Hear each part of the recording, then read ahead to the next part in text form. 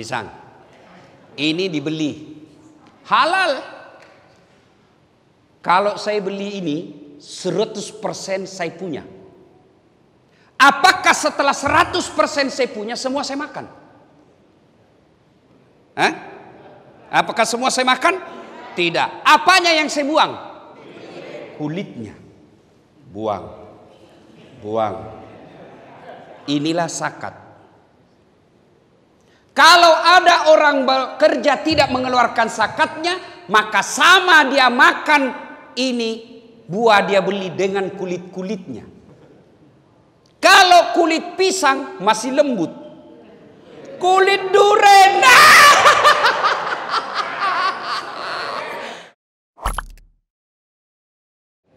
Ketika Adam alaihissalam diciptakan, lalu seluruh makhluk diperintahkan untuk hormat kepada Adam. Seluruh malaikat melakukannya. Tumbuhan binatang hormat kepada Adam. Satu makhluk Allah yang menolak, namanya iblis. Iblis ini membangkang lalu diusir keluar dari sorga. Dan sebelum keluar dari sorga dia berkata, saya akan menyesatkan anak cucunya Adam. Saya akan menggelincirkan anak cucunya Adam. Gara-gara Adam saya diusir dari sorga, maka saya akan melakukan segala upaya untuk menyesatkan anak cucunya Adam. Saya ulangi, segala upaya saya lakukan untuk menggelincirkan anak cucunya Adam. Dan salah satu di antaranya, saya akan berupaya agar mereka tidak konsentrasi dengar ceramah ketika dia dengar pengajian. Dan salah satu caranya adalah saya sibukkan dengan HP-nya. Orang-orang yang sibuk dengan HP ketika kita dengar ceramah, sesungguhnya itu tergelincir atas godaan setan. Ya pasti nih. Bagaimana caranya kau mau dengar ceramah sibuk saja begini? Hargai perasaanku bos. Jauh-jauh saya kasihan dari Sulawesi Selatan. Bapak tahu enggak saya ke sini? Naik pesawat dulu 2 jam lebih ke Jakarta. Transit berjam-jam di Jakarta. Baru jam 4 subuh naik pesawat lagi ke sini. Pergi lagi ke Kayu Agung. Balik lagi ke sini. Ceramah menghargai undangan Bapak. Begitu saya ceramah Bapak sibuk begini. Tolong hargai perasaan saya ibu. Ibu-ibu yang pegang HP selama saya ceramah, saya doakan suamimu kawin lagi. Mau kok? Apa? Simpan balik itu HP, simpan dulu, simpan. Ibu-ibu, kalau ibu rekam pasti tidak jelas. Pasti suaranya tidak bagus. Kenapa? Nangkap dari sini, tidak bisa. Pasti tidak jelas. Itu upaya setan. Saya mau dengar ceramahnya Pak Ustadz supaya kalau pulang saya bisa dengar ulang. Ini ada kamera saya bawa.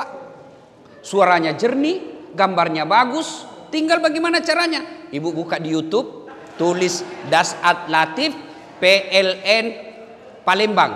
Nah, keluarlah itu. Sudah nonton jangan lupa like and share. Saya serius Pak. Kalau bisa simpan dulu HP. Saya serius. Selama Bapak pegang handphone pasti tidak konsentrasi. Simpan aja dulu ya. Sebentar aja. Ini kita dengar serius dulu ya. Sebentar. Ibu-ibu tidak usah selfie. Nanti saya layani sampai sore. Itu juga kita lagi ceramah. Selfie dong. Dia membelakang. Orang lagi ceramah dia belakangi kita. Ternyata saya dijadikan background. Kok kira saya pot bunga? Itu lihat nanti nih Pak. Saya sebenarnya tidak gagah. Lebih gagah Pak GM. Saya betul lebih gagah Pak GM dari saya. Saya tidak gagah tapi saya penuh pesona. Mana buktinya? Ibu-ibu mau foto semua toh? Sudah foto? Ulang Ustadz. Ulang lagi Ustadz. Kabur Ustadz. Ulang lagi. 5 kali diulang saya bilang dalam hati. Biar 10 kali kau ulang namun kamu yang kabur. Ayo kita simpan dulu ya. Waktu terbatas. Azhar nanti jam 15.34 ya. Jadi kita simpan dulu handphone, kita dengar ceramah dulu. Suatu kali dengar ini Bu. Nabi sholat maghrib. Assalamualaikum warahmatullahi. Assalamualaikum warahmatullahi. Ada sahabat namanya Sa'labah. Ini Sa'labah. Kalau sahabat lain Assalamualaikum warahmatullahi bersikir dulu. La ilaha illallah wahdahu la syarikalah, lahul mulku wa lahul hamd, yuhyid wa yumit wa huwa ala kulli syai'in qadir. Minimal 11 kali. Ini Sa'labah, assalamualaikum warahmatullahi wabarakatuh, langsung lompat. Begitu bapak-bapak tuh. Ini Sa'labah langsung lompat. Dilihat oleh Nabi, dalam hati Nabi, ini Sa'labah kayak sombong betul, enggak butuh Allah. Apa sih susahnya? Selesai kau sholat, kau berdoa dulu, minta urusanmu dimudahkan Allah. Seperti bapak-bapak juga, kalau hari Jumat paling cepat, paling terlambat datang, paling cepat pulang. Orang khotbah dia tidur. Begitu selesai dia bilang, aliran apa ini? Tidak ada khotbahnya. Bukan aliran apa, bapak yang tidur. Ya kan? Nah, hari kedua juga begitu. Assalamualaikum warahmatullahi wabarakatuh. Langsung pergi. Hari ketiga dipanggil sama Nabi. Sa'labah, ta'al, sini dulu. Ya Rasul. Kau kayaknya kau tidak butuh Allah.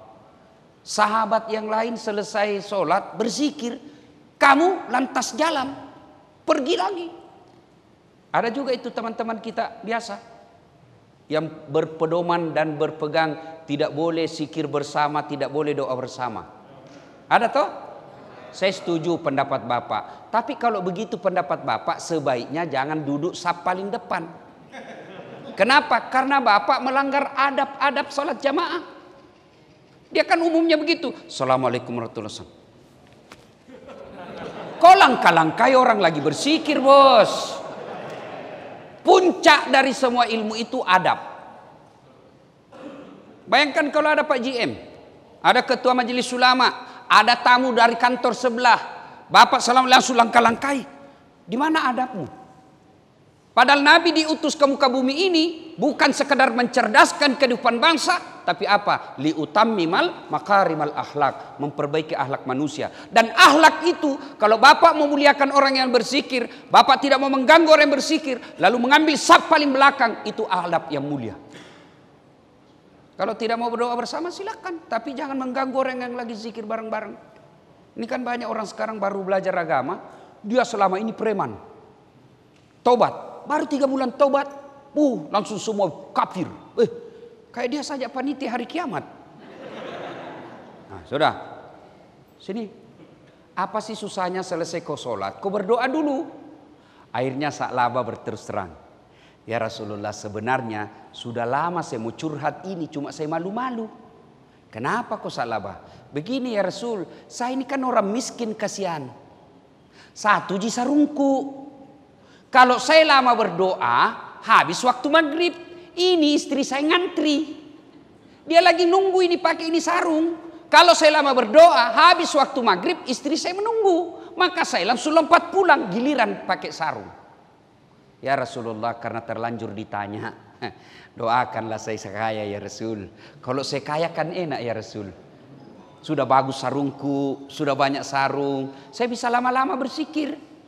Kata Nabi, Sa'labah, siapa teladanmu? Anda ya Rasulullah.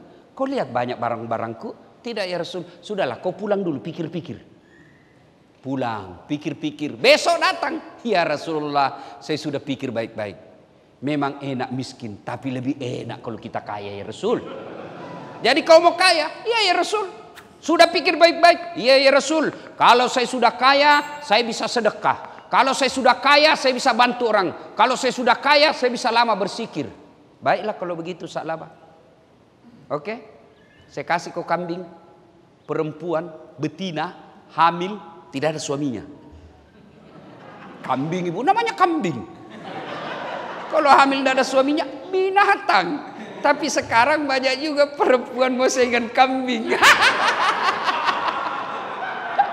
Hamil tidak ada suaminya, beleng-beleng. Saya bela bapak-bapak hari ini. Sekarang ini banyak istri yang curiga sama suaminya yang baik-baik. Katanya kalau ada suamimu sopan, baik di rumah, baik, kelihatan alim, hati-hati, layangan putus. Provokator itu, pelem itu. Jadi kalau suamimu baik, kau curigai. Itu pengalamannya, dia mau jadikan semua orang suami baik-baik. Kami ini bukan layangan putus, kami layangan tebal talinya, kuat talinya karena imannya kuat. Nggak tergoda, ini muka-muka soleh semua. Kau periksa HP-nya, apa ndak stres? Mati kita dapat. Nah ya, akhirnya Nabi memberinya 1 kambing betina lalu beranak pinak. Dari 1 ekor menjadi beberapa ekor, menjadi belasan ekor, menjadi puluhan ekor. Yang tadinya belum azan sudah ada sa'labah di masjid, sekarang sudah qamat baru datang. Sibuk ngurus kambingnya. Nabi lalu berkata, kena sudah ini musibah, ini sa'labah. Ku bilang memang lama, masbuk sa'labah. Sudah masbuk dia. Lama tidak muncul di masjid. Kata Nabi, inna lillahi wa inna ilaihi rajiun. Kena sudah musibah. Apa yang saya cemaskan terjadi. Lama turun perintah ayat untuk bayar zakat. Nabi sampaikan kepada sahabat, kamu pergi minta zakatnya sa'labah. Datang, assalamualaikum warahmatullahi wabarakatuh. Ya sa'labah. Waalaikumsalam warahmatullahi wabarakatuh. Apa kabar bro? Lama kau tak nampak di masjid. Kau dicarinya oleh Rasulullah. Sibuk bos. Kau lihat nih kambing-kambingku ini banyak sekali. Tidak bisa lagi kurus. Tak ada waktu ke masjid. Oh begitu. Tapi sekarang saya diperintah oleh Rasulullah untuk nagih pajak. Zakat. Keluarkan zakatmu. Mendengar ini, apa kata Sa'labah? Enak aja. Saya setengah mati kerja. Dari jam 6 saya sudah keluar. Kadang kala ceklok. Terlambat ceklok. Makan seadanya di kantor. Kerja setengah mati. Ini mata jadi buram lihat monitor laptop. Kamu datang minta 2,5%. Siapa kok? Begitulah kira-kira bahasanya Sa'labah. Saya setengah mati. Gara-gara ini kambing saya tidak datang jamaah. Kau datang minta. Nah. Wah, disampaikan ini kepada Nabi. Nabi katakan innalillahi. Musibah sudah Sa'labah. Utus kedua kalinya tetap tidak mau. Utus ketiga kalinya tetap tidak mau. Lalu Nabi katakan sudah, tidak usah lagi kau minta. Selesai. Akhirnya turun ayat. Ayat itu kurang lebih menyindir Sa'labah. Yang kurang lebih menerjemahkan bahwa ada di antara kalian ketika miskin hamba Allah, kaya hamba harta. Ayat ini disampaikan Sa'labah. Sa'labah, ada baru ayat turun seperti ini. Miskin hamba Allah, kaya hamba harta. Kau aja dikena ini di Madinah. Satu-satunya ayat menyindir kau. Kau ini dah kena. Sa'labah istighfar. Astagfirullah. Lalu dia ambil zakatnya, dia bawa ke Nabi. Ya Rasulullah, mohon maaf, terima zakatku. Apa kata Nabi? Terlambat mi bos. 3 kali kusuruh toh, kau kasih malu saya. Sudah, bawa pulang itu. Kalau orang Bugis bilang, Andre lecilaka. Makan mako itu semua, makan mako sama-sama kulit-kulitnya. Wafat Rasulullah. Sa'labah mulai goyang ekonominya. Dia datang lagi bawa zakat kepada Abu Bakar Siddiq. Kata Abu Bakar, mohon maaf. Nabi tidak berani, Nabi tidak menerima zakatmu, manalah saya berani. Makin goyang ekonominya, wafat lagi. Abu Bakar diganti oleh Umar bin Khattab. Ya Amirul Mukminin, terima zakatku. Apa kata Umar? Nabi tidak terima. Abu Bakar menolak, manalah saya berani. Akhirnya sejarah membuktikan Sa'labah bangkrut dan mati dalam kekufurannya. Na'udzubillah min zalik. Itu bahayanya zakat, Pak. Bapak tahu namanya zakat. Zakat itu ayatnya bukan minta. Ambil. Kalau minta ada 2 pilihan. Dikasih, alhamdulillah. Tidak dikasih, ya namanya kau minta. Tapi namanya ambil. Mau tidak mau, ambil. Pada zaman Nabi, pada zaman Khulafaur Rasyidin, itu ada pasukan khusus penagih zakat.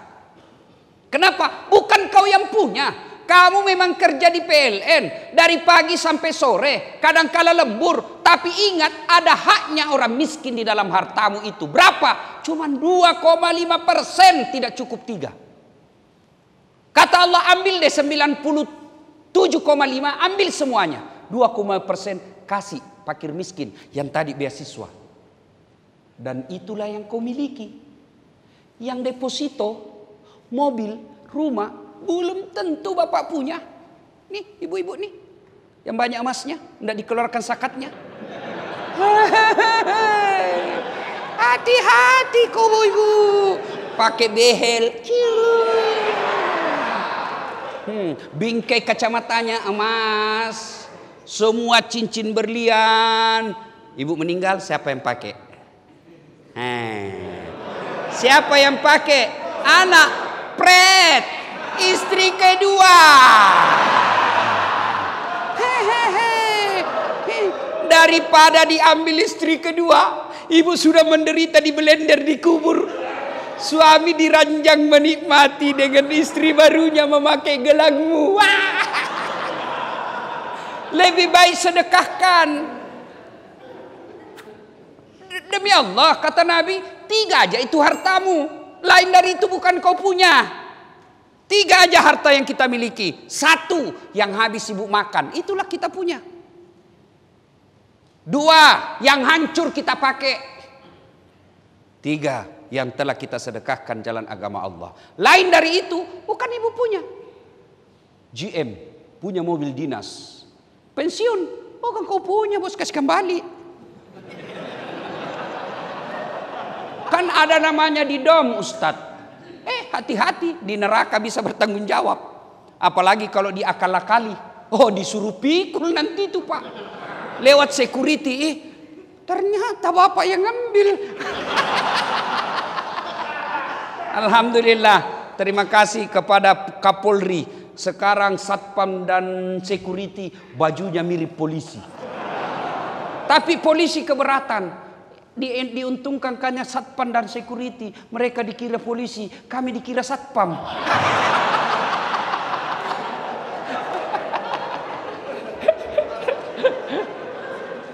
Nah, ibu bapak saudara-saudara sekalian, saya kasih contoh ya, supaya lebih gampang kita bicara zakat. Ya.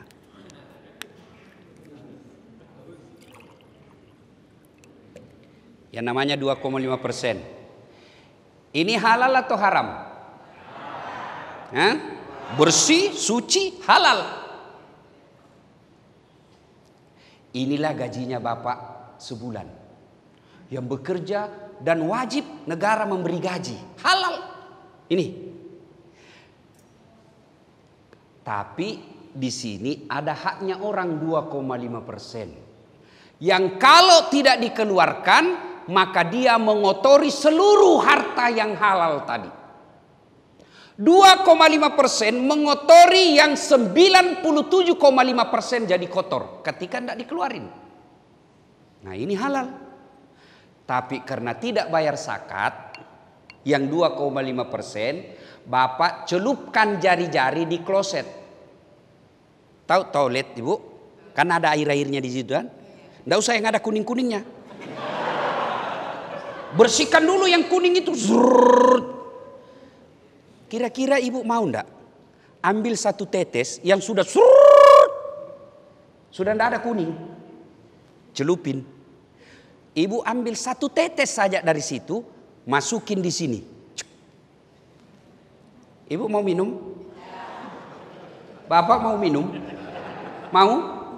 Begitulah logika berpikirnya orang yang enggan membayar zakat, yang hartanya tadi caranya dia peroleh secara halal. Karena dia tidak membayar zakat, seluruh hartanya jadi kotor. Karena hartanya menjadi kotor, dimakan menjadi anaknya kepala batu. Dimakan istrinya jadi pembangkang, tidak tahu aturan. Dimakan suaminya, mentalnya mental perselingkuh. Kenapa? Yang membentuk darah dagingnya adalah barang haram, meskipun dia peroleh secara halal, tapi karena dia tidak keluarkan zakatnya menjadi haram. Contoh lagi, pisang, itu ya macam-macam, bayangkan Pak. Pisang, ini dibeli halal. Kalau saya beli ini 100% saya punya. Apakah setelah 100% saya punya, semua saya makan? Hah? Apakah semua saya makan? Tidak. Apanya yang saya buang? Kulitnya. Buang. Buang. Inilah zakat. Kalau ada orang bekerja tidak mengeluarkan zakatnya, maka sama dia makan ini buah dia beli dengan kulit-kulitnya. Kalau kulit pisang masih lembut, kulit durian, maka yang saya dengar informasi dari Pak GM, pegawai di sini baru 72% yang bayar zakat dan sedekahnya di Baitul Mal PLN. Yang lebihnya itu dia makan durian dengan kulit-kulitnya.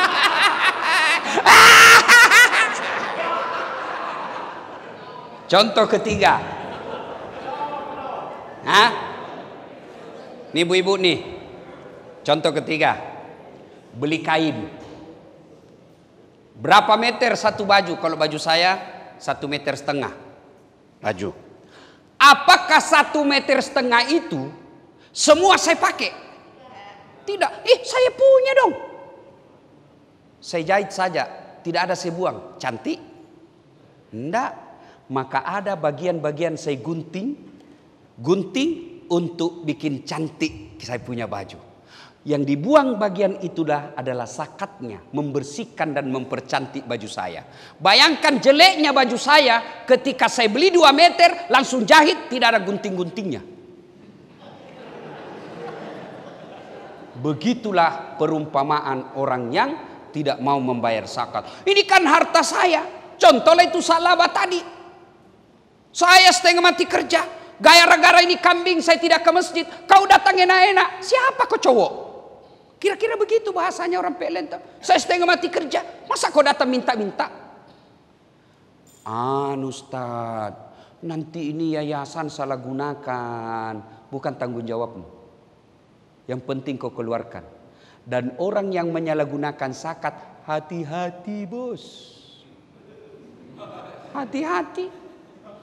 Pelihara anak yatim. Anak yatimnya tetap sengsara, ketua yayasannya yang kaya. Hati-hati.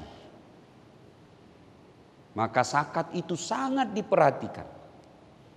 Bapak tahu, ada ayat yang saya yakin Bapak semua hafal. Hah? Siapa yang hafal itu ayat? Semua hafal.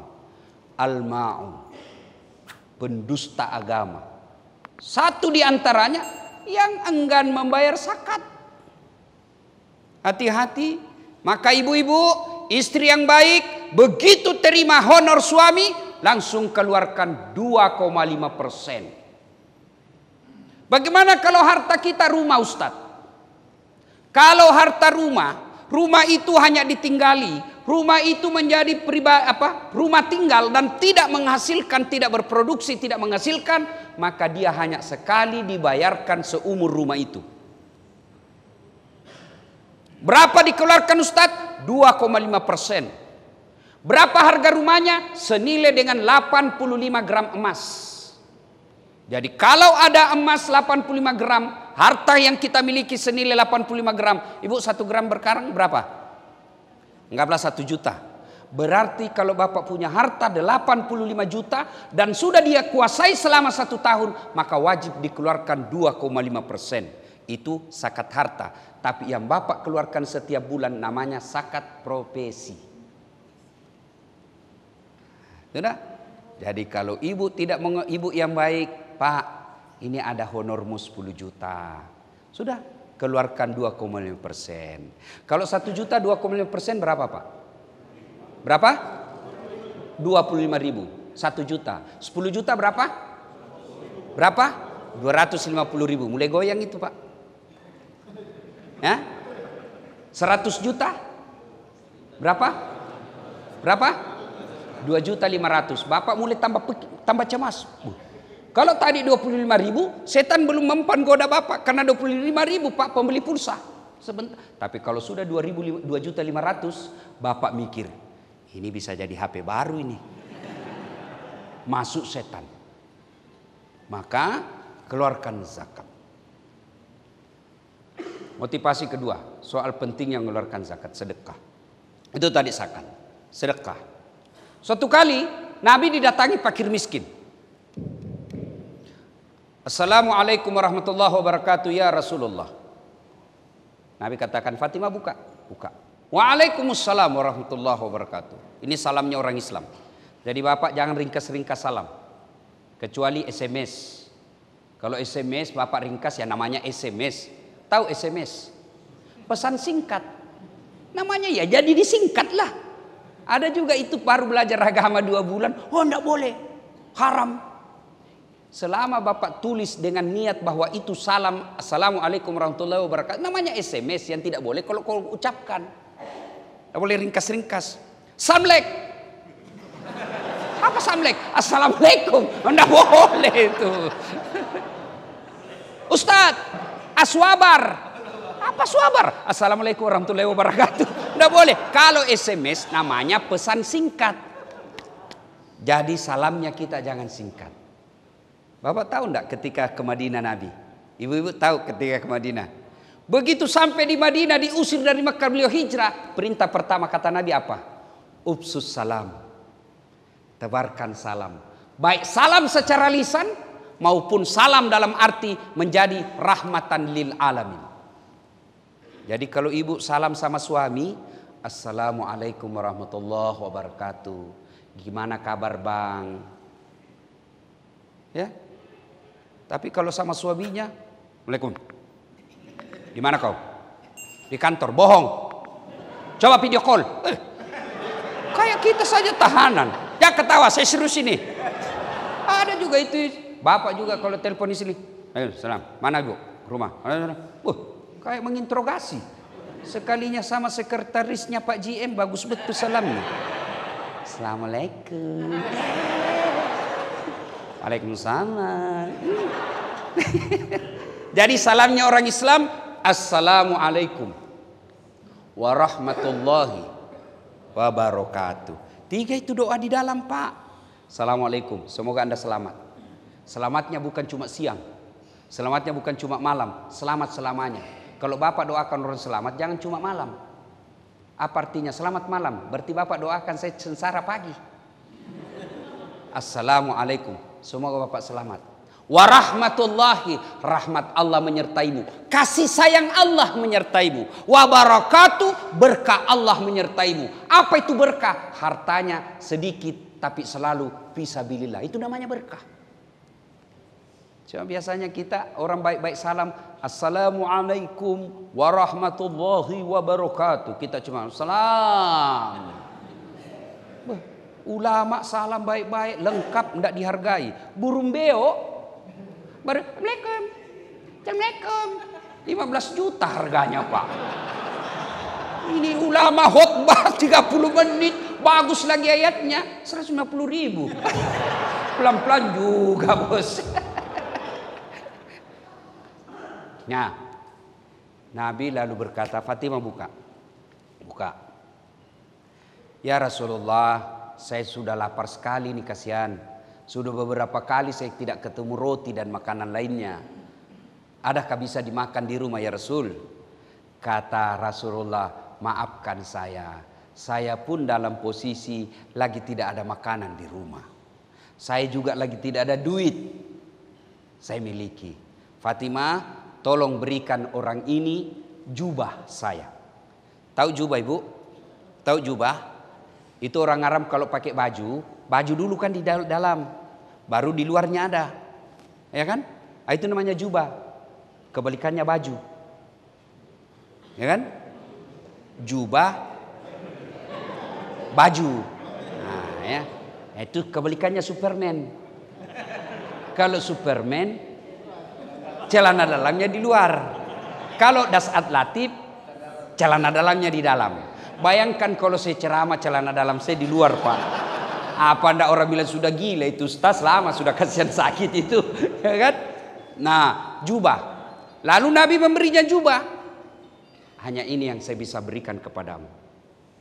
Pelajaran pertama, Pak, Kalau ada orang datang minta tolong ke rumah, mengucapkan saja itu sudah berat. Jangan sampai kasihan dia pulang, sudah malu, tidak bawa lagi pertolongan. Kalau dia minta 1 juta dan bapak pikir tidak mungkin dia bisa utang ini. Karena ada juga itu Pak, hobi utang. Dan hobi tidak mau bayar. Karena dia bilang banyak aja uangnya itu. Utangmu bos, bayar. Masa miliarder begitu, utang saya 2 juta saya harus bayar? Bayar, karena kewajiban. Masa Pak GM utang 500 ditagih? Bayar, utang.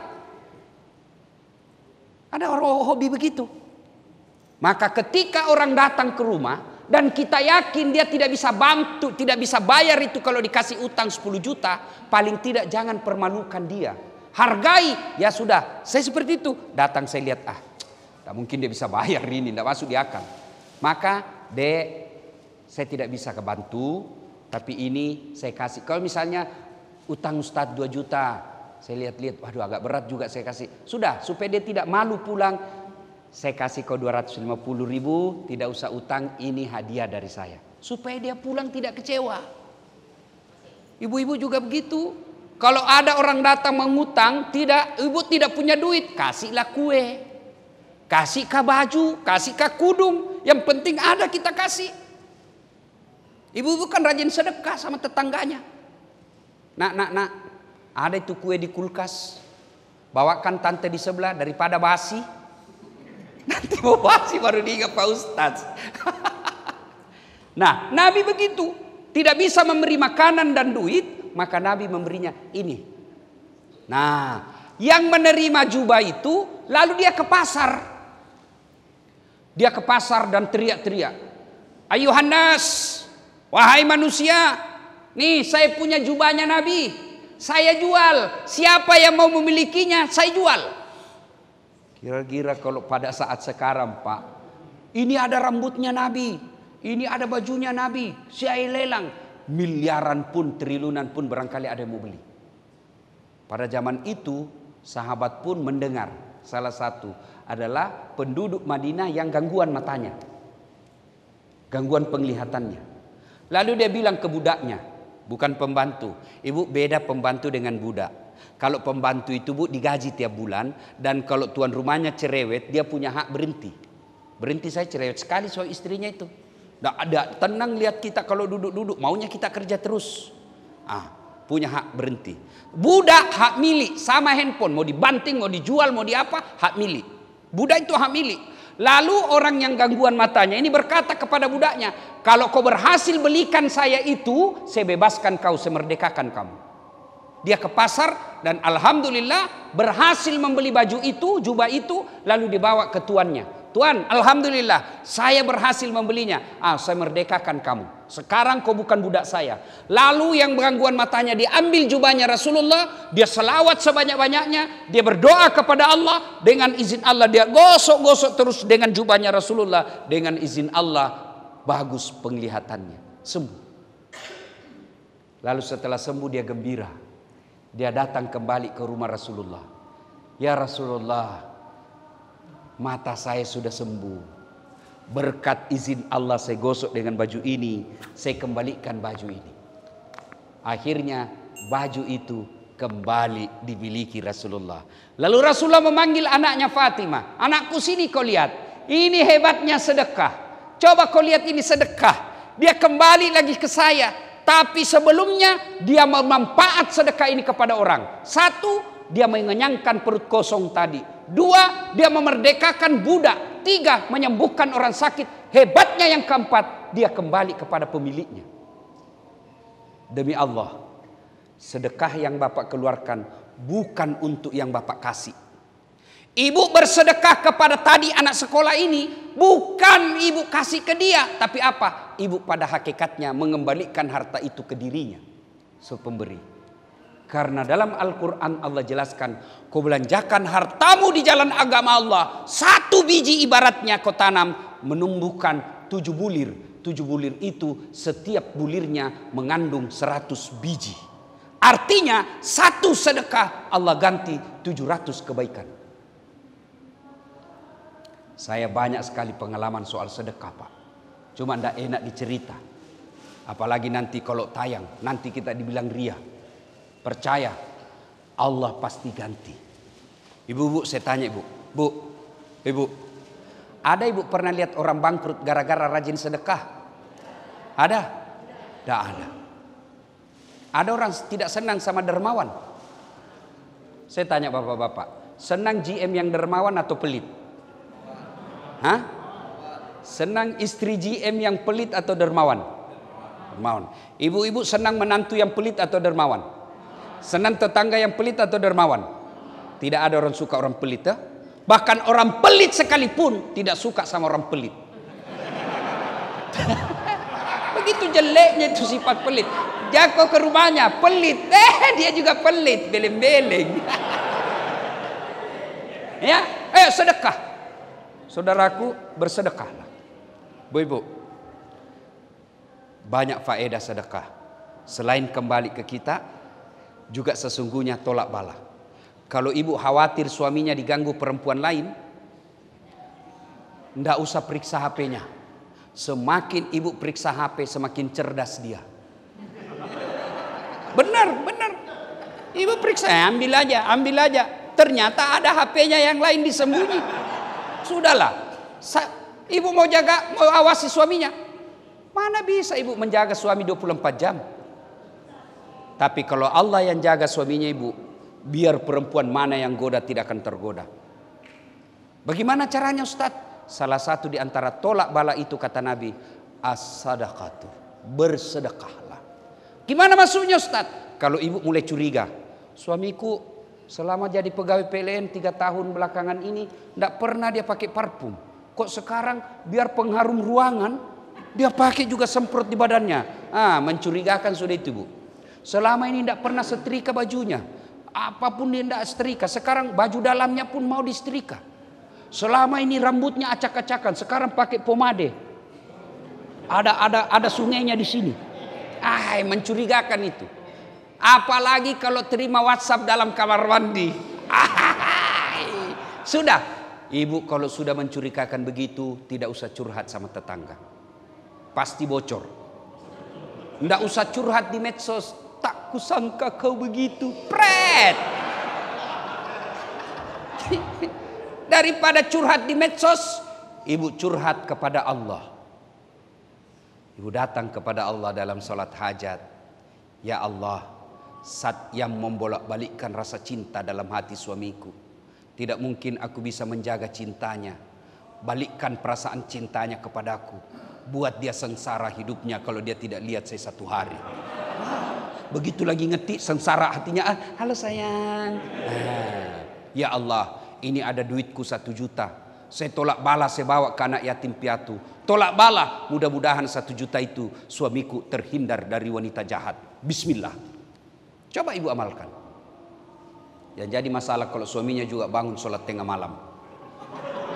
Dia juga berdoa kepada Allah. Ya Allah, capek sudah saya lihat istri saya. Marah-marah aja kerjanya ya Allah. Ada duit, tidak ada duit, marah aja kerjanya. Cepat pulang dicurigai. Pulang cepat dicurigai. Terlambat pulang lebih-lebih dilempar saya ya Allah. Karena doa itu Pak, boleh bahasa apa saja. Bahasa Palembang boleh, bahasa Sunda boleh, bahasa Jawa boleh, bahasa Bugis boleh. Bahkan bahasa isyarat pun boleh.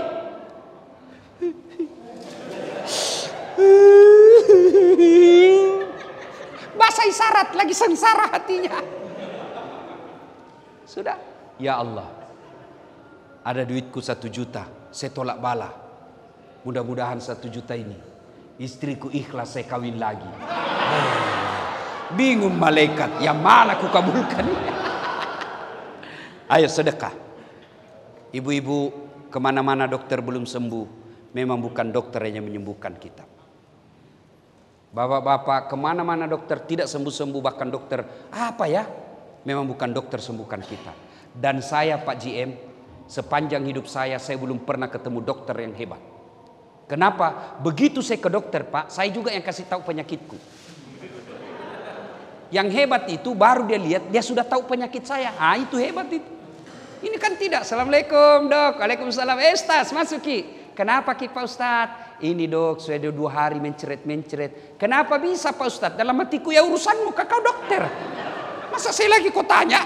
Diperiksa, tek, tek, tok, tok, dikasih obat. Pak Ustadz, kembali lagi 3 hari yang akan datang. Kenapa disuruh kembali? Mau dilihat reaksinya ini obat, cocok atau tidak. Itulah sebabnya beda umur, beda berat badan, beda dosis. Kenapa? Karena ini uji coba, mau dilihat cocok enggak ini dengan ilmu yang diterima selama ini. Kalau tidak, ganti lagi. Bukan karena dokter mau ngambil duitnya Bapak, tidak. Namanya di prediksinya, diagnosanya ini, oh ini cocoknya ini. Ternyata tidak cocok, ganti lagi. Yang hebat itu dokter baru masuk, pasti komen cerit Ustaz. Nah itu hebat itu Pak. Allah, ayo Bu, Allah. Tanpa diberitahu, Allah tahu penyakitmu. Tanpa diberitahu, Allah tahu apa solusinya. Maka ketika ada masalah penyakit, ibu karena pelit, sudah ke dokter kiri kanan dikasih obat, tidak sembuh-sembuh, bapak pelit, sedekah. Sedekahlah. Saya niat sedekah ini, mudah-mudahan saya sembuh dari penyakit saya. Dan itu banyak sekali keajaiban yang mereka diberikan terapi sedekah, sembuh dengan sedekah. Apa susahnya Allah menyembuhkan orang sakit? Sedekah. Karena waktu yang terbatas. Yang ketiga, Bapak masuk surga atau neraka itu bukan karena orang masuk surga karena tidak punya dosa. Saya ulang, Ibu, orang masuk surga itu bukan karena tidak punya dosa. Kalau orang tidak punya dosa masuk surga, syaratnya maka tidak ada isinya surga. Adakah manusia tidak ada dosanya? Ada. Semua orang punya dosa Pak. Jangankan kita yang hidup zaman medsos, sedikit-sedikit lihat lagi postingan. Kita tidak mau lihat tapi orang pancing kita, dikirim ke grup, dilihat dosa, tidak dilihat barang bagus. Zaman Nabi tidak ada mall. Zaman Nabi tidak ada medsos. Zaman Nabi tidak ada internet. Semua itu peluang-peluang dosa ini semua hidup kita. Pada zaman Nabi tidak ada itu. Tapi apa Nabi tidak punya dosa? Nabi Adam berdosa Ibu. Apa dosanya Nabi Adam? Makan buah khuldi. Nabi Ibrahim pernah berdosa. Kenapa? Waktu diadili Raja Namrud dia berbohong. Bukan saya hancurkan patung. Dosa. Nabi Nuh dosa. Kenapa? Gagal didik anak dan istrinya. Nabi Yunus dosa. Kenapa? Dia pernah sangka buruk kepada Allah. Dia tinggalkan tugasnya sebagai da'i. Dia tinggalkan, dia pergi ke laut. Itu para nabi. Apalagi kita. Maka lalu apa yang membuat orang masuk surga? Ketika ditimbang kebaikannya dengan keburukannya, ternyata kebaikannya jauh lebih banyak daripada keburukannya. Apa kaitannya dengan kita? Bapak kalau amal Bapak hanya sholat, berapa kali Bapak sholat sehari? Kalau kebaikannya Bapak hanya puasa, berapa kali Bapak puasa selama setahun? Kalau kebaikan amal itu hanya haji, berapa kali bahkan ada orang belum haji. Lalu apa itu kebaikan? Segala sesuatu yang kita lakukan lillahi ta'ala. Itulah amal kebaikan. Bapak sebagai pegawai PLN, itu kalau beramal lillahi ta'ala, sepanjang Bapak kerja, ngurus kantor ini, Bapak dapat pahala. Gimana caranya Ustadz? Bapak setiap keluar rumah, wudu, tutup auratnya, menghadap kiblat, sebelum keluar baca doa. Inna sholati wa nusuki wa mahyaya wa mamati lillahi rabbil alamin. Bismillahi tawakkaltu ala Allahi la haula wa la quwata illa billah. Kalau Bapak baca ini, apalagi ada wudu, pakaian yang menutup aurat, kata Nabi, langkah kaki kananmu satu pahala, langkah kaki kirimu gugur dosa kecilmu. Coba bayangkan kalau Bapak kerja 200 meter dari sini, 1 kilo dari sini, berapa langkah kaki itu Pak? Apalagi kalau sampai di kantor Bapak naik lantai 1, turun lagi, naik lagi, mutar lagi di lapangan, berapa langkah kaki itu? Apalagi di dalam kantor jalannya begini Pak. Iya toh? Cuma ini tidak kita amalkan. Kita mau keluar bukan baca doa, kita mau keluar goodbye daddy. Daddy. Ibu ini mumpun saya ingat. Kalau suami mau keluar Ibu, suruh dia sedekah. Apa sedekahnya suami? Sebelum kerja, cium jidat. Itu Rasulullah setiap mau keluar rumah, dia sedekah kepada istri beliau. Caranya apa? Cium jidat. Maka mulai besok setiap suami mau keluar Bu, dia lupa, Pak sedekah dong. Bapak datang, sini saya sedekahi kau. Cuma ibu juga kalau mau disedekahi yang rapi, jangan bau sedekah. Aduh. Ya. Nah, kemudian Bapak motivasi. Mana ada hidup kita di sekarang zaman digitalisasi yang bebas dari listrik. Ayo. Saya dan mewakili penonton saya di YouTube yang sudah alhamdulillah lebih 200 juta. Berterima kasih kepada PLN. Bersyukur kepada Allah dan berterima kasih kepada PLN. Kenapa? Karena PLN lah yang menyediakan energi listrik sehingga orang bisa dengar dakwah saya. Sudah siap jamaah, sudah siap panggung, padam listrik. Mana bisa penuh. Tidak nyala ini, tidak didengar. Maka kita para mubalik tidak berlebihan kalau saya katakan kami para pendakwah berutang budi kepada PLN. Karena dengan PLN lah orang bisa nonton YouTube, mana bisa buka YouTube kalau padam listrik. Maka selama Bapak niatnya memudahkan dakwanya Pak Ustadz sehingga harus menyediakan listrik, tidak boleh padam listrik, maka selama itu Bapak punya pahala bagian daripada perjalanan dakwanya para ustadz. Cuma Bapak kan bekerja bukan itu, Bapak bekerja cari muka sama GM. Kalau ada GM, cepat sekali kerja. Begitu tidak ada GM, sebentar. Maka begitu di akhirat nanti, ya Allah mana pahalaku pegawai PLN 30 tahun. Allah berfirman, kau dulu bekerja kan cari muka. Kau sudah dapat mukanya PLN-mu. Sudah. Maka kalau orang yang bekerja lillahi ta'ala, gaji tiap bulan dia dapat, pangkat jabatan dia terpenuhi, juga dia dapat pahala di akhirat kelak sebagai pelayan daripada untuk kebaikan umat. Maka ibu bapak saudara-saudara sekalian, luruskan niat dalam bekerja. Kalau orang bekerja lillahi ta'ala, ada pimpinannya atau tidak ada pimpinannya, dia bukan cari muka sama manusia, tapi dia lillahi ta'ala. Ibu bapak saudara-saudara sekalian, inilah tausiah kita pada taklim kita kali ini. Mudah-mudahan ada manfaat. Terima kasih dan mohon bapak-bapak pegawai PLN penuh kesabaran dalam bekerja, karena kadangkala PLN sering dihina dan dimaki-maki. Padam listrik, maki-maki PLN. Bahkan ada orang Pak di laut lepas, di atas kapal Pak, di atas pelni lagi mandi, tiba-tiba padam listrik, dia bilang kurang ngajar PLN. Padahal tidak ada hubungannya PLN itu di kapal Pak. Cuma karena listrik sudah identik dengan PLN, maka tolong Bapak bekerjalah dengan baik. Kalau ada pengaduan, tolong kasihan padam listrik, segeralah ke sana. Jangan diadukan pagi, siang belum datang, sore belum datang, besok baru datang, satu malam orang gelap. Padahal Bapak digaji oleh negara untuk melayani kami ini. Ini kalau bekerjanya lillahi ta'ala, begitu dia telepon langsung dia meluncur. Kenapa? Karena dia berpikir ladang amal. Terutama masjid. Bapak kalau perlu satroni itu masjid. Jangan sampai ada masjid akhirnya dakwanya kacau gara-gara tidak tersedia listrik dengan baik. Mudah-mudahan ada manfaat. Lebih dan kurangnya mohon dimaafkan. Mari sebelum kita akhiri, kita kirimkan suratul Fatihah kepada Rasulullah Muhammad SAW. Khasiat dan keutamannya kita ikhlaskan Fatihah ini untuk ruh dan arwah saudara-saudara kita purna bakti PLN, baik yang masih sehat walafiat maupun yang sudah menjadi arwah. Ila hadratin Nabi Mustafa Muhammad SAW. Al-Fatihah. Bismillahirrahmanirrahim.